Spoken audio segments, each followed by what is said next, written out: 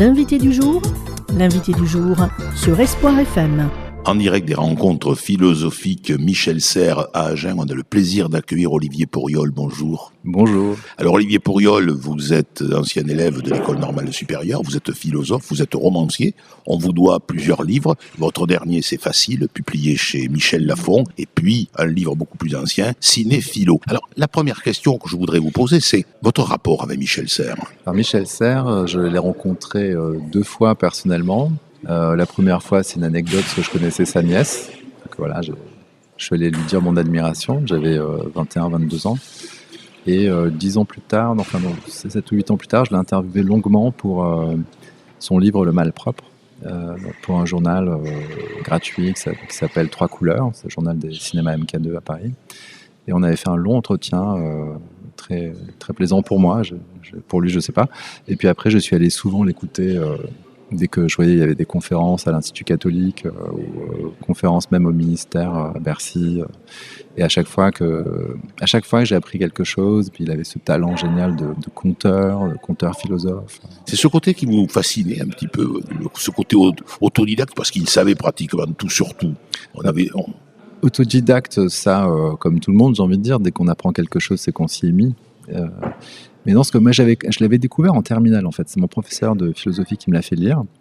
Et j'avais lu Hermès, sur la communication et avec beaucoup d'intérêt, des articles un peu techniques, mais toujours... C'est très technique. Autant il savait être vulgarisateur quand il parlait, quand il passait à l'écrit, c'était très complexe. Alors, donc, Hermès, la communication, bizarrement, c'est plus facile à lire que la suite, parce que justement, c'est technique presque universitaire, avec dedans toujours quelque chose de joueur. Donc, quand il analyse le déplacement des échanges dans Don Juan, par exemple, il dit Don Juan, c'est quelqu'un qui subvertit les échanges normaux, parce qu'il va payer avec des mots les gens qui attendent de l'argent. Donc, c'était très... À chaque fois, il y a des idées, en fait. Et après, quand j'ai lu, je sais pas, le contrat naturel, je me souviens... Oui, c'est le tiers instruit. Ah oui, voilà. Alors on comprend pas tout. Et les 5 sens aussi. Moi, j'avais beaucoup aimé les 5 sens, mais parce qu'à chaque fois on ressort, on n'a pas tout compris, mais on a des images et on a des idées. Et je me souviens dans les 5 sens, il parle de cette situation où un marin essaye de s'échapper d'un bateau en passant par le hublot, et à un moment il est coincé. Je ne sais pas si c'est une expérience qu'il a faite ou qu'on lui a racontée. Et en étant coincé dans le hublot, il y a la moitié de son corps dehors, la moitié dedans, et au fond, il ne sait pas de quel côté il est. Et ça, c'est des choses qu'on retient. Ou alors, par exemple, l'idée de corps possible. J'ai toujours trouvé cette idée géniale. Il dit le joueur de tennis qui monte à la volée, il ne sait pas encore où va arriver la balle, donc il est possible. Il a un corps qui est dans un état d'anticipation. Oui, d'attente et d'anticipation. Mais pas, justement, il n'anticipe pas vraiment. Il faut qu'il soit prêt à tout. Et donc à chaque fois, moi j'ai toujours trouvé des pépites. J'ai toujours lu Michel Serres comme on essaye de ramasser des pépites dans un fleuve, et au fond ça lui ressemble puisqu'il aimait la Garonne ou Garonne. Oui, ce qu'il disait, il parlait pas de la Garonne, il parlait de Garonne. Ouais, c'est une amie.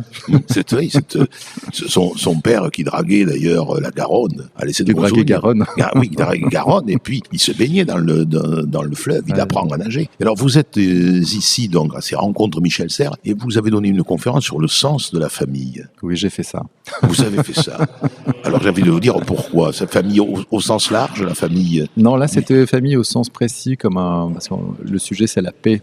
Et je me dis, si on n'arrive pas à faire la paix dans sa famille, comment arriverait-on à la faire à l'extérieur? Donc je trouve que c'est le premier défi diplomatique, d'arriver à harmoniser les différences à l'intérieur d'une famille. Et le cinéma offre des films très très riches et très à la fois profonds, parfois drôles sur ces situations, qui montrent la famille, c'est l'école des sentiments, c'est ce que disait Auguste Comte. Et les sentiments, il n'y a pas que l'amour, il y a la haine, il y a la rivalité, la jalousie. Et je trouve que c'était intéressant d'explorer le défi qui est lancé à n'importe qui né dans une famille, ou qui essaye de faire une famille. Je trouve que c'est plus difficile à faire au monde, donc je trouvais que c'était un bon point de départ. Avant de faire la paix dans le monde, il faut arriver à la faire en soi. Oui, alors c'est ce que j'allais vous dire. La famille, c'est bien, mais est-ce que le premier pas, c'est d'avoir la paix en soi? Et oui, mais bon, quand on arrive dans une famille, on a un enfant, la paix, on ne sait pas ce que c'est, on est dépendant. Et après, en grandissant, évidemment, on a... Voilà. Alors, arriver à faire la paix en soi, faut surtout faire la paix avec les autres. Parce que la paix, oui, d'abord. Voilà. Mais peut-on faire la paix avec les autres sans avoir fait la paix en soi? La réponse est dans la question. On voit bien que non. C'est vrai. Donc, mais, on voit aussi combien les parents sont importants dans l'éducation de l'enfant, et comment aussi il faut que les parents prennent soin d'eux d'abord pour prendre soin de leur enfant ensuite. Oui, bah ça c'est le devoir, hein. Quand on a des enfants, on est là pour eux, on est là pour ça. Et là, dans les films que j'ai choisis, justement, on voit les décalages. C'est-à-dire, il y a une phrase qui a marqué pas mal les gens qui étaient là. C'est une phrase de Rousseau dans le Contrat social, où il dit cette chose très étonnante, c'est que on est récompensé ou payé des soins qu'on prodigue à ses enfants par l'amour qu'on leur porte. Mmh. Et bon voilà, si on a compris que c'est un don à sens unique, qu'il ne faut pas attendre de réciprocité, qu'il ne faut pas attendre de reconnaissance, là on est vraiment dans la mission parentale. Et c'est pas facile à entendre, c'est pas facile à pratiquer. Alors, revenons un petit peu à vos ouvrages, Olivier Pourriol. Votre dernier, c'est facile. Oui. Je disais, publié aux éditions Michel Lafon. Réussir, c'est si facile que ça? Non, c'était plutôt pour déconstruire l'idée attendue que les efforts sont toujours récompensés. Et c'est une idée au fond paresseuse de croire qu'il suffit d'essayer pour arriver à quelque chose. Et moi, je suis parti dans l'autre sens en enquêtant, en regardant comment les athlètes réussissent ou comment les philosophes théorisent ce que c'est réussir quelque chose. Et je me suis aperçu que toute cette logique de l'effort, elle était contre-productive. Et je m'adresse pas à des gens qui seraient paresseux. C'est pas ça. C'est pas un livre qui est là pour vous renforcer dans l'idée qu'il faut rien faire. C'est pas ça. C'est l'idée que faut faire attention à ce que c'est un effort en fait. Et il faut faire attention à ne pas viser des buts impossibles. Voilà, pour pas s'épuiser en fait. Faut pas faire d'efforts contre nature. Mais on peut travailler. On a le droit de travailler. On a même le droit d'être heureux en travaillant. Travaillant pas forcément professionnellement, mais travailler, je sais pas, à apprendre une langue, travailler à avoir plaisir, je sais pas, à faire de la peinture, mais pas pour exposer, pour le plaisir de la texture, de la matière. Donc voilà, c'est une réflexion là-dessus. Et sur l'idée de rythme aussi. C'est vrai ce que vous dites. En fait, il faut avoir des objectifs qui sont mesurables et atteignables pour chacun sans viser trop haut. Voilà, et puis je suis parti aussi de ce que racontait un très grand psychanalyste qui s'appelait François Roustan, qui a écrit un livre qui s'appelle Il suffit d'un geste, et qui s'est aperçu que parfois, ce qui obtenait le meilleur résultat, c'était pas forcément l'effort direct pour résoudre quelque chose, c'était parfois une manière de lâcher l'affaire. Alors, lâcher l'affaire, ça ne veut pas dire renoncer complètement, ça veut dire introduire l'idée de repos dans l'idée de travail et de trouver un rythme. Voilà. On ne peut pas être attentif, par exemple, plus d'un certain nombre de minutes ou plus d'un certain nombre d'heures par jour. Et des grands inventeurs, des génies mathématiques comme Henri Poincaré travaillaient au maximum 2 fois 2 heures par jour, parce que quand on travaille fatigué, on ne trouve rien. Oui, c'est vrai. Ouais, c'est vrai. C'est un éloge du repos, on va dire. Oui, mais oui.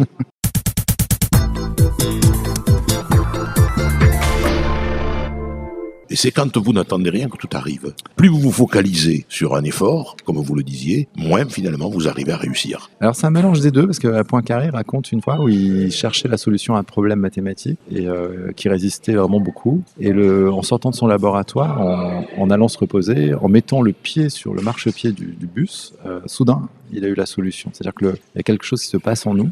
Quand on commence à travailler, on s'expose à une difficulté. Et l'erreur, c'est d'essayer de la résoudre instantanément. Il faut la laisser nous travailler. C'est un peu ça l'idée de ce livre. Et l'autre livre, Olivier Pourriol, qui est beaucoup plus ancien, Cinéphilo, vous êtes un passionné de cinéma aussi, et vous essayez d'établir des rapports entre la philosophie et le cinéma.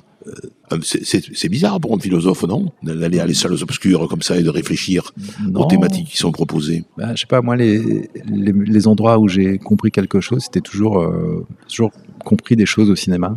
J'ai eu des révélations, quoi, pas mystiques, mais presque. C'est un lieu de compréhension parce qu'on est seul, même si on est accompagné, on regarde seul un film, on est dans le noir, il n'y a personne qui vous regarde en train de réfléchir, vous êtes libre, et dans un état presque végétal, de passivité, mais très active sur le plan de l'esprit, et c'est un lieu où on comprend des choses au cinéma. Voilà. On n'est pas obligé de comprendre, mais en tout cas, on est disponible. Et après, les textes philosophiques, leur obscurité se travaille différemment. Et moi, j'ai toujours aimé faire les allers-retours entre les deux. C'est étrange, parce que ce que vous dites se rapproche avec vos propos précédents. C'est lorsque on est un petit peu dans cet état presque de vacuité, quand on est au cinéma, que là, on peut avoir accès à une étincelle.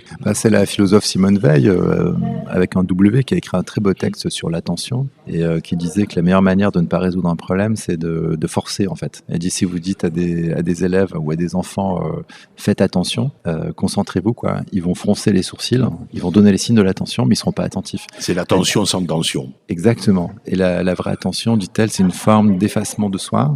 On se met en face d'un problème et on le laisse se résoudre devant nous. Et surtout, il ne faut pas le forcer en fait. Il ne faut pas se précipiter. Donc, faut accepter cette idée qu'il y a une forme de passivité où notre esprit travaille. Alors justement, vous, comment travaillez-vous, Olivier Pourriol ? Vous faites comme Poincaré, vous travaillez 2 fois 2 heures par jour ?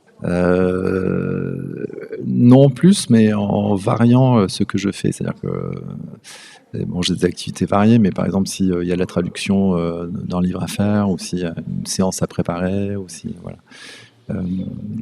j'ai plusieurs, j'écris des scénarios aussi. Donc, comme c'est pas le même cerveau qui travaille, je me repose dans le travail en faisant un autre. Oui. Quand vous dites c'est pas le même cerveau qui travaille, c'est-à-dire c'est le cerveau plutôt il y a ce cerveau plutôt créatif, il y a ce cerveau plutôt cognitif, il y a le cerveau des émotions. Voilà, il y a au moins, quand on écrit un livre, ça dépend. Si c'est un roman, il faut qu'on soit du côté de l'invention, de la création, et si c'est un exposé de philosophie, il faut être juste précis, quoi. Ouais. Que vous apporte la philosophie dans votre vie, Olivier Pourriol ? C'est difficile de répondre parce que c'est un apport dangereux, la philosophie, parce que la plupart du temps, les gens qui se spécialisent en philosophie, en tout cas, quand j'étais jeune, je trouvais qu'on le faisait pour de mauvaises raisons. C'est ce que disait Nietzsche, c'est par peur de la vie qu'on va vers l'intellect. Donc il y a toute une partie de la philosophie qui est nocive, parce qu'elle vient nous confirmer dans l'idée qu'il faut tourner le dos au monde. Et ce que j'aimais chez Michel Serres, c'était justement cette espèce d'élan vers le monde, pour le faire revenir dans les livres, et d'aller chercher le monde, quoi. Et d'essayer si ce n'est de le penser, au moins de le vivre. Donc voilà, après la philosophie, ce que ça m'apporte, moi je la relie au cinéma, parce que j'ai envie que ce soit des expériences vitales, et d'essayer d'allier les choses que j'aime. Tout simplement. Mais oui, faire ce que l'on aime, c'est œuvrer. Oui, puis le partager. Oui. Je pense que c'est des. En fait, le cinéma, c'est comme une agora. C'est un lieu fréquenté par tout le monde avec plaisir. Et si on peut partir de cette situation-là pour pour voir en quoi il y a de la philosophie cachée dans ces films, je trouve que ça fait une expérience intéressante à vivre ensemble. Merci beaucoup, Olivier Pourriol. Je rappelle le titre de vos derniers ouvrages, Cinéphilo, qu'on trouve maintenant dans la collection Pluriel, et puis Facile, chez Michel Lafon. Merci beaucoup. C'était l'invité du jour sur Espoir FM.